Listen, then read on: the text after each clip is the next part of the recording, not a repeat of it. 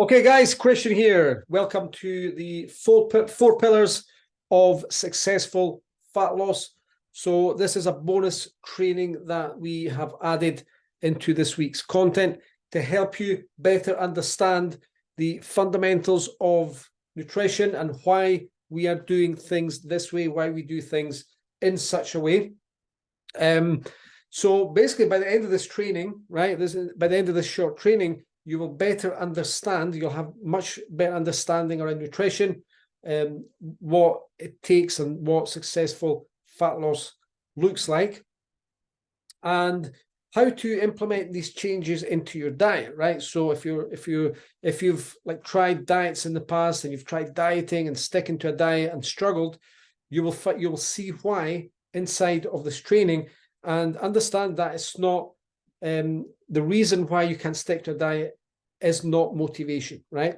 Like many people think, it's like I don't have the motivation or the willpower to be able to stick to a healthy diet, okay? Right? It's nothing to do with motivation. It's understanding these four pillars, and why if these four pillars are missing, then of course you're going to struggle, okay? So hopefully this training will help. All right, so we're going to move on to the next page. Okay, so I'll just let's have a look. Okay, so pillar number 1. Okay, so pillar number 1 of the 4 pillars, and you're going to see how these pillars are all going to come together and understand why these 4 pillars must be in place if you are to achieve long-term success with your health and fitness, and of course your fat loss goals. Okay, so number 1 is appropriate energy intake. Right now, the fitness industry, the diet industry, the weight loss industry, right, is split up into groups, and you're probably aware of this. Okay, there's like the low carb people, ketogenic people, the clean eaters, the low fat people. Right, the low fat people tend to be generally health people in healthcare. Okay, then there's like paleo people, right? The Atkins fans, the Primal fans. Like you might have been, like, watching this, you might have been one of those guys who's been down 2, 3, 4, or maybe even all of those specific diets, right? Maybe you've tried low carb, right? Maybe you've tried the keto diet, right? Maybe you've tried clean eating, right? Maybe you've tried low fat, right? Maybe you've tried the paleo, Atkins, or Primal, whatever it is, right? Whatever you've tried, and you find out how difficult it was for you to stick at that, and you couldn't achieve the long-term success, right? Maybe you lost a bit of weight for a little bit, right? But then the weight goes back on, okay? So we're going to cover why in this training. So to understand here is like each of these groups of people, these groups of diets, right? Each group truly believes that their approach to nutrition is superior, okay? So, for example, the low carb and the paleo people, they think that their diet is magical because it reduces insulin. Okay. And there's a lot of, like, you might have read about this as well, right? Saying that insulin, okay, stops the body from burning fat. Okay. So, although this is true, right, I'm going to cover why that's not a problem. Okay. Keto people, for example, they believe that ketosis is necessary to get lean. Okay. So the reality is none of these approaches work until there is an appropriate energy intake, a calorie intake. Okay. So that is the key. The number 1 pillar, there has to be an appropriate energy intake for fat loss to occur. Okay. So pillar number 1. Right, so all of these diets work. It doesn't matter what the diet is, as long as you're in a caloric deficit, right? Eating the appropriate energy intake that your body requires, you will lose body fat. Okay. Now, there's decades of metabolic ward research, right? And this is like the single most controlled research on the planet, right? And what they've done is they've demonstrated that it doesn't matter what diet that you're on, they all result in fat loss. Okay, so I'm going to show you this why. In 1996, right, this is one of those studies, Goley and Coway put 43 people in a hospital ward for 6 weeks. They controlled all of their food and exercise and also sleep. Okay. Half of the group of the 43, half of those ate low fat, while the other half ate low carb. Okay. Now, here's the conclusion from the study. And this is quoted, right? This is what the study, the researchers said as a conclusion. There were significant decreases in total body fat and waist to hip ratio in both groups, right? So the low fat and the low carb group, right? There was decreases in body fat and waist to hip ratio, significant increases. And magnitude of the changes did not vary as a function of diet composition. Okay, so what does that mean then? Now, what they're saying is that regardless if the diet was low fat or low carb, everyone lost weight and body fat, provided that the total energy intake was controlled. Okay, so you might be thinking, right, how is this possible, right? As you've probably likely read that insulin stops the body burning fat, okay? And carbs are fattening as well, right? Probably heard this out there, like whether you believe that or not, right? It's up to you. Now, it is true that insulin does stop the body burning fat, right? So, for example, here, this is what happens. When sugar is ingested, insulin levels rise. As blood sugar levels rise. So, as the blood sugar levels rise in the body, after ingesting sugar, insulin levels also rise. And with the rise of insulin, the body stops burning fat, right? However, within 30 minutes to 2 hours, insulin levels fall back down again and the body starts burning fat again. Now, as long as you're in a caloric deficit, at the end of the day, right, at the end of the week, at the end of the month, you still experience fat loss despite of insulin levels. That's important to note this, right? So insulin does not, although it does stop the body burning fat, it does not matter, right? As long as you're in a caloric deficit, you will lose fat, okay? So hopefully that makes sense, okay? So some key points here. Does insulin, sugar, and carbs, do they prevent fat loss? No, okay? Is low carb useful? Yes. Okay, there's a few reasons for this, right? Notice how I'm not saying no carbs. Okay, we need carbs. Okay, you get carbs from everything. But why is low carb useful? Because blood sugar spikes, right? So if you're ingesting high sugar foods, right, and like obviously if you're climbing a mountain, you need that to get the energy. But like for the average life, right, when you're not being that active, right, and your blood sugars are spiking up, right, what happens is it creates fatigue and tiredness, right? Your body, you just feel tired, right? Your brain feels tired, your body feels tired, okay? And if you're carrying belly fat or if you're overweight, there's a risk of diabetes, right? Type 2 diabetes. So obviously having eating low carb helps with blood sugar regulation, okay? Now, at the end of the day, fat loss comes down to one thing, and that's to being consistently in a caloric deficit. Okay, so let's move on to pillar number 2. Pillar number 2 is appropriate protein intake, right? Now, here's why. Dietary protein is very effectively reduces sensations of hunger. Important, right? Protein also helps build muscle, retain lean body mass, and muscle is also metabolically active, which means the more muscle you have, the easier it is to stay lean. Now, there is side effects from too much protein, right? So obviously, like eating protein helps you stay fuller longer, which means you will eat less calories, which means you are more likely to lose fat. So you're in a controlled caloric deficit, right? Helps you stay fuller longer, right? Also helps restore muscle mass, which increases metabolic rate. Now, a popular diet, right, at the time of like doing this video, right, is the ketogenic diet. Okay, so a lot of people are moving on to that after they've tried all these other methods, the paleo, the intermittent fasting, the all these different methods, the low carb and low fat. Right? Now there's a ketogenic diet, and the ketogenic diet says that you need to be your body needs to be in ketosis for your body to be able to get lean and to lose fat. Now,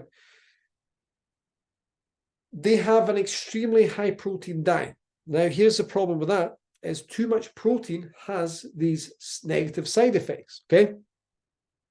So, number one is it offsets how much carbs and fats you can eat, which obviously this is the fun stuff, right? This is the stuff we like, okay?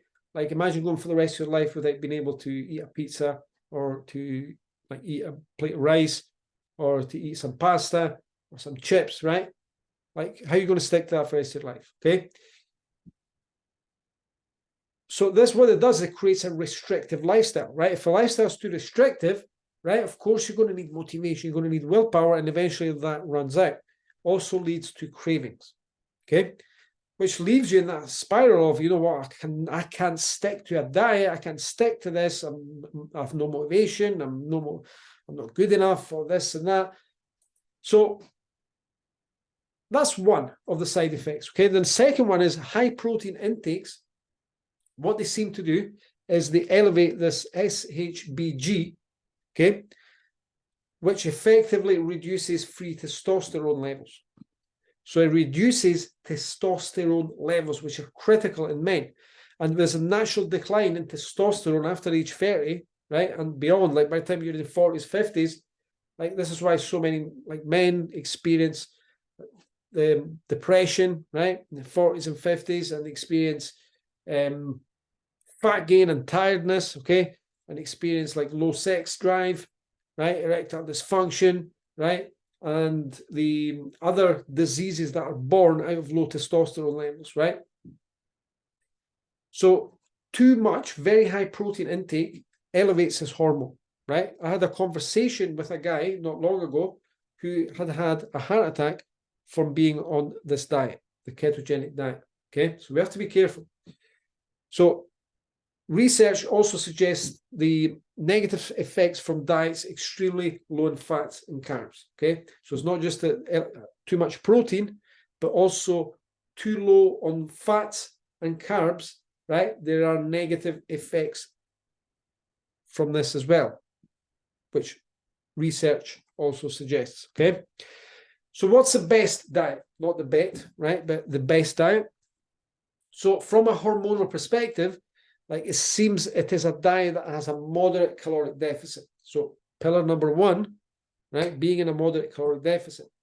And also it doesn't go mental on high protein or too low on carbs and fats, okay? Now, you can ignore pillar number two, the protein pillar, and just stick with pillar one, which will create the fat loss for you, right? Calories. By sticking to just the calories and ignore the protein, right? You would still lose body fat. You would also get lean, right? But it would be harder for you to stick to that, okay? Because again, remember the protein helps with the hunger, right? It helps you stay fuller longer, okay? And also, it like helps regenerate and repair, build muscle, okay? So you're more metabolically active, okay? Raise those testosterone levels with the muscle building as well. So that being said, right? That being said, okay, this is all, we're doing all this for you, right? Inside of this program, we're going to work out your personal requirements, okay? We'll sort this all out for you, so don't worry at this point, okay? At this point, this is just a bonus training to help you with this week's process that we're taking you through. Now, what this does, right? This here that we spoke about is it explains why vegetarians get lean also, right? Why vegetarians also get lean, and even runners, even though they don't eat much protein, right? Because it all starts with pillar number one, and that's the calories, okay? So once pillar one is sorted, pillar two plays a role in supporting that, right? For all the reasons that I've given here today. Okay, so hopefully that makes sense. Now let's move on to pillar number 3. Okay, so pillar number 3 is progression. Now, you probably know someone who's tried a low-calorie diet, right? So a low-calorie diet is like 1,000 calories, like, or below that, okay? And they lost loads of weight and probably regained most of it, if not all of it, okay? Now, this is why nutrition needs to be progressive, okay? If it's too low, right, you're starving hungry, right? And it's going to be hard and it's going to be miserable. Plus, you can't survive for the rest of your life on 1,000 calories, okay? Now, when you're dieting, right, and dieting, as like call it, right, obviously we don't diet inside of this program, but like as you lose fat, right, if you're like restricting your calories, like as you're losing fat, if your calories are so low, right, your body is priming itself, getting ready. It's a survival mechanism, ready to regain all of it as soon as you start eating normally again, which is going to happen, right? You're eventually going to start eating normally again if you're on one of those diets, one of those restrictive diets, right? So you must eat moderately. You must eat moderately below your needs, which means you will lose weight while avoiding all the negative side effects associated with starving yourself. Okay, so key here, right? No starving yourself, right? We don't starve ourselves to lose weight. We eat the amount of food that our body needs. Okay, because ultimately we want to feel good, we want to lose weight, right, while increasing our performance levels, right, and feeling great about ourselves. Okay, so key points: reducing the diet gradually is key to getting lean and staying lean. The body is always adapting, therefore making things progressive is key. Okay, now regardless of what fancy diet or program, right, if you're not progressing, nothing happens, right? This is why we have inside of this program, the Indestructible Men program, everything is progressive, okay, step by step. It's a systematic approach, okay, to nutrition, to exercise, etc. So pillar number 4, right? Obviously, like this is very important pillar again. So we covered the 3 pillars. Pillar 1 is caloric energy intake. Pillar 2 is a protein intake. Pillar 3 is progression, right? And pillar number 4 is obstacles, right? We must learn how to tackle the obstacles that arise, like not just outside of us, but also internal obstacles. So these are, for example, right? For example, right, going out, right, like events, right, going out, if you're having a heavy night on alcohol and drinking, right, like working plans around that. Then there's stress, right, there's sleep, okay, there is like feeling, like how you feel about yourself, levels of happiness, right, conditions at work and at the business, conditions, like tackling these internal and external obstacles is critical, right? We're not going to get too deep into this because, like, obviously this is part of the program, right? We cover this, we give you the coaching, the tools, the support, and the accountability to tackle all of this stuff here to help you stick to your nutrition plan, which isn't restrictive, by the way. So, right? But this is why we're here, right? Like, this is why we do what we do. This is why we have the mindset work. This is why we have accountability. This is why we have the coaching, right? So look, I hope this training clarifies the 4 key pillars to successful fat loss. And look, any questions, right, ask me, right? We've got nutrition clinics. We've got mindset clinics. Reach out for support when you need it. This is why I'm here for you, okay? So, like, here's a quick side note, right? So you probably realize by now, right, like you've gotten through the program, right, up to this point, right? It's hardly felt like a chore. You've just taken making these small progressive changes, adding these into your life and incorporating them into your life, right? And you're realizing that, like, actually, like, that no wonder I lacked motivation before, because what I thought I had to do required motivation. And each time I tried to do that, like if I was going on one of those diets, if I was trying to eat clean, right, it's impossible to stick to because I'm starving myself. I'm making myself feel more miserable than I was before. So now I understand this, right?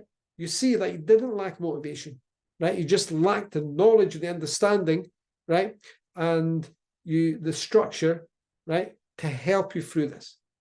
Okay, so a lot of people, like outside of this program, right, they think that they lack motivation, but it's not. It's just because they think that they have to do all this and they have to stick to this rigid and restrictive, miserable way of doing things with diet and exercise programs and all that, right? So now you're here, you know this, right? You didn't know this before, okay? So yeah, like being honest, right? Like who the fuck wants to be motivated living off salad leaves and lettuce leaves and chicken and broccoli, right?